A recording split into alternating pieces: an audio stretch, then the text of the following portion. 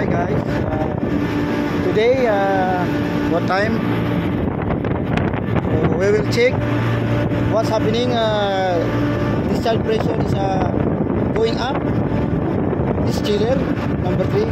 So this is the condenser pan. So we'll check which one is habang changing the rotation or some defective, because I check something wrong the air circulation for the condenser. So let's identify which one the pan habang problem. This is the train chiller, but it is circuit B. Okay.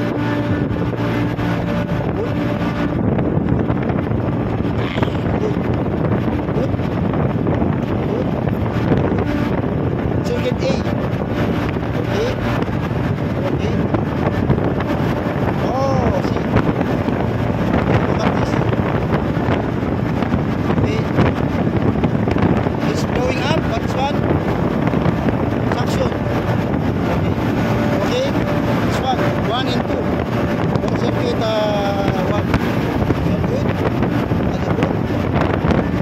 This one. This go. Oh, also this one.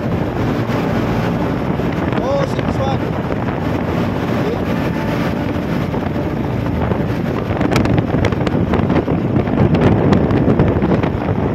Okay. This one.